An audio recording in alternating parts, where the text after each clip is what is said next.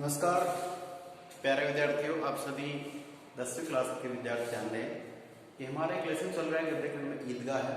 और ईदगाह जो एक सांप्रदायिक भाईचारे का या प्रेम भावना का एक ऐसा पाठ है जिसमें ईदगाह के बारे में भी वर्णन आता है कि जो मुस्लिम संप्रदाय के लोग होते हैं वो अपने इष्ट देव का एक मेले का आयोजन होता है, ईद के त्यौहार पर होता है।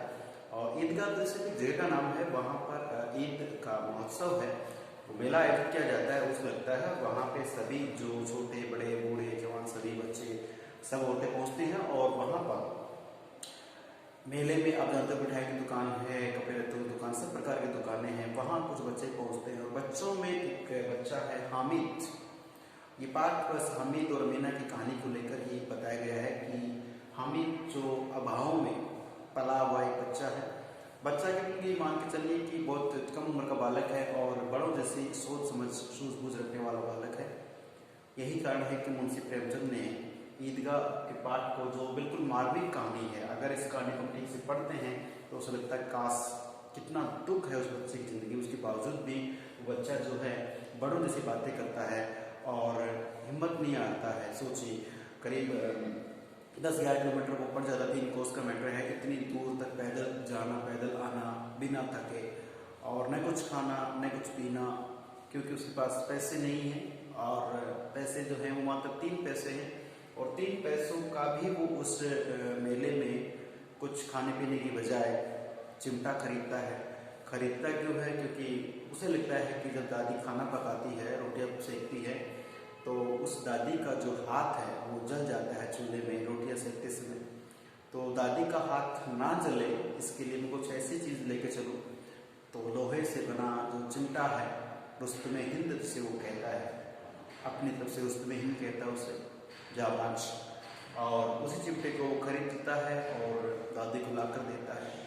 ये कहानी अमीना और हामिद के, एक अमीना जो है बड़े मतलब व्यक्ति का किरदार निभा रही है और हामिद है वो एक छोटे बच्चे का किरदार है। लेकिन वो जो हामिद है वो उस दादी के लिए एक बड़े व्यक्ति जैसा ही फर्ज पूरा करता है। ये इस कहानी का निष्कर्ष है।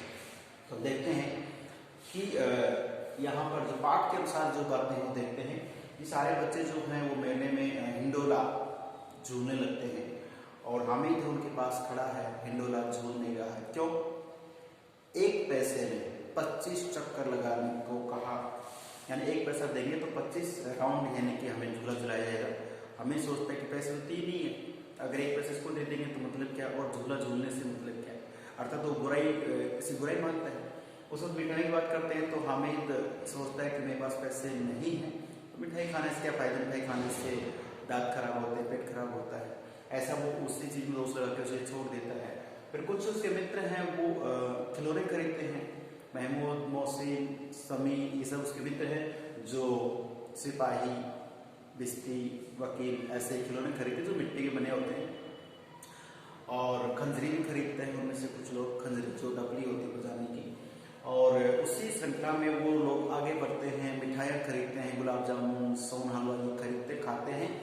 लेकिन हामिद को उनमें से कोई नहीं देता है। एक जो है वो देने का प्रयास करता है, लेकिन वैसे से लोगे और अपने मुंह में डाल लेता है। ये बच्चों की हरकतें होती हैं। और इसी चलते हुए हामिद आगे बढ़ते हैं तो छबील मतलब एक ठेला लगा हुआ है, उस पर शरबत पिलाया जा रहा है। आप जानते हो आजकल तो गन्ने का रस वगैरह हो गया, पहले छबील होता था वो बर्फ का गोला है या रस है, शरबत है, चीनी भी मिला के इस तरह से। और ये जो संप्रदाय के लोग हैं ये शरबत वगैरह ज़्यादा पीते भी हैं, अच्छे उनका तरीका है।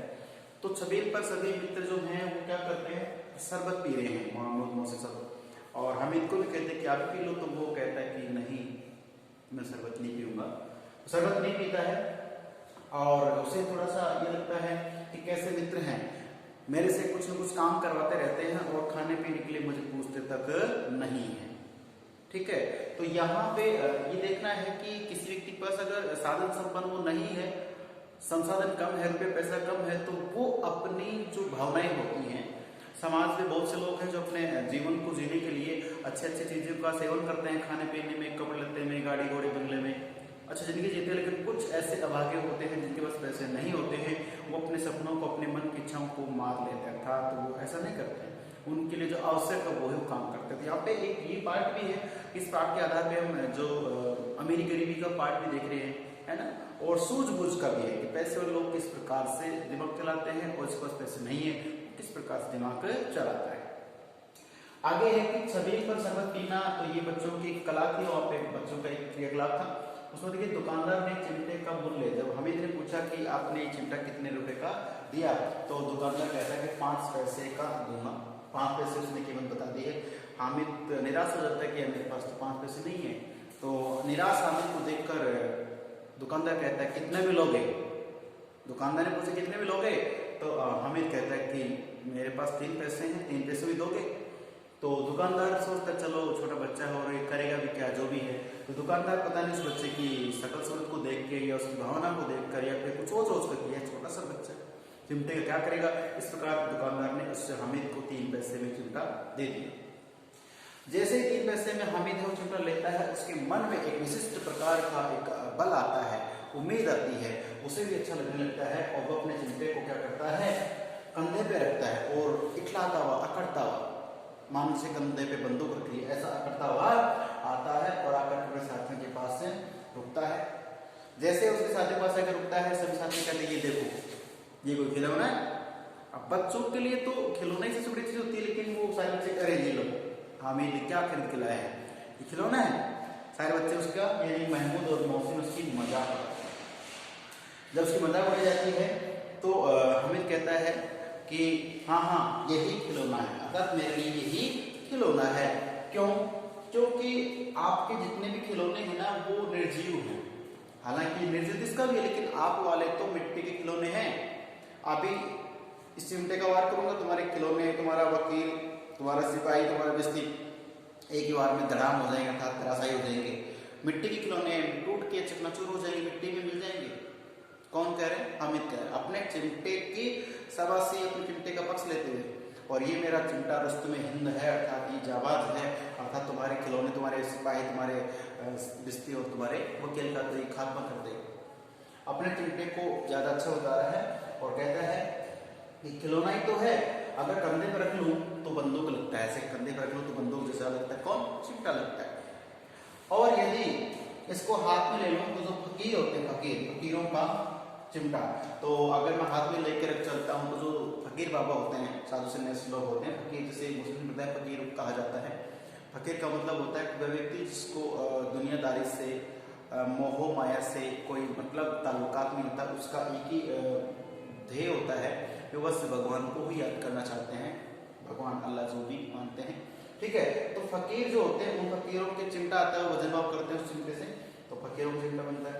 और अगर मंजीरे का भी काम करता है, मंजीरे जैसे मानो चिमटा होता है ना, आपने कभी भजन कीर्तन सुने हो तो एक चिमटा होता है, जैसे इस प्रकार से वो बना होता है, ये इस तरह से बना होता है या एक कड़ा होता है, और ये 2 लोहे की कड़ होती हैं, और इनमें क्या है कि ऐसे कुछ रुपये की तरह, आपने 1-2 रुपए का सिक्का देखा होगा, उस सिक्के की तरह होते हैं, बीच बीच में कीले होते हैं, तो यहाँ पे ऐसे कड़े को पकड़ लेते हैं और इन दोनों को ऐसे बजाया जाता है, तो वो चिमटा उसे कहते हैं। तो ये चिमटा ही है, लेकिन इसको कुछ मंजीरा, जो ढोल मंजीरे बजते हैं ना, साथ में भजन कीर्तन में उनकी बात करते हैं, तो मंजीरे का भी काम करता है उसका चिमटा। एक ही खिलौना, एक ही जो उपकरण है वो कितने काम कर रहा है? तुम्हारे सभी खिलौनों की जान भी निकाल सकता है। पहले बता चुका मैं कि अगर युद्ध हो जाए, लड़ाई हो जाए, तुम्हारे वाले सिपाही, वकील, बिस्ती कुछ कम नहीं आएंगे। और ये जो खिलौना है मेरा, ये बहुत ताकतवर है। अर्थात हामिद को अपने 3 पैसे के इस चिमटे पे काफी गर्व है, अच्छा लग रहा है उसे। और इसी प्रकार से बातें करते करते ये बच्चे, अब जानते हो बच्चे बाल सुलभ होते हैं, तो बच्चे जो हैं वो सोच रहे हैं हमारे वाले तो वास्तव में किसी काम के नहीं है, कि मिट्टी खिलौने हैं, मिट्टी में मिल जाएंगे, टूट जाएंगे। तो फिर वो बच्चे क्या करते हैं, हामिद को फुसलाने का, बहलाने का काम करते हैं। फिर अपनी रेवड़ी देने का प्रयास करते हैं, अपनी मिठाई देने का प्रयास करते हैं कि लो ये मेरी रेवड़ी खा लो, एक बार मुझे चिमटा दिखा दो। ये होता है, छोटा बच्चा है, उसके पास 100 रुपए का नोट आपने पकड़ा दिया, अब वो बच्चा उसे नहीं दे रहा आपको, लेकिन आप सोचते हैं कि फाट फूट दे या कुछ और कर दे, तो इससे क्या करेंगे, आप कुछ 100 का नोट लेना चाहते हैं आप, लेकिन आप 10 का देंगे, 5 का देंगे, छोड़ देंगे, है ना, 20 का देंगे, वो नोट देकर उसे वो लेना चाहते हैं। वही बात है कि वो बच्चा फिर उसके लिए भी लेना भी ले। तो यहाँ पर बाकी जो बच्चे हैं, दोस्त इसके हैं, वो इसके चिमटे को एक बार हाथ में लेना चाहते हैं, उनकी दिलचस्पी बढ़ जाती है कि वास्तव में चिमटा तो काम का है, हमने तो गलती कर दी, फालतू की चीजें ले ली। तो फिर वो पछताते हैं और उससे कहते हैं चिमटा मांगते तो हमें चिमटा देने से मना कर देता है। बाद में हामिद का भी मन चाहता है कि यार ये चीजें खा रहे हैं, काश में भी, है तो बच्चा है, दिल लग जाता है। उसने जो इग्नोर किया था पहले, मना किया था, वो तो कहता है ना कि उस पर पैसे तो कहाँ से खरीदेगा, तो कहीं मिठाई खराब होती है, खराब होती, लेकिन बाद में जब उसने कहा कि आप मेरी मिठाई ले लीजिए, मुझे आपको चिमटा दिखा दीजिए, तो बारी बारी करके सबको चिमटा दिखाता है। ठीक है, सब चिमटा देखते हैं, खुश होते हैं। और इसी प्रकार से बच्चे जो हैं बाल में भावनाओं क्रियाकलाप करते करते उस मेले से फिर अपने घर की ओर अग्रसर होते हैं।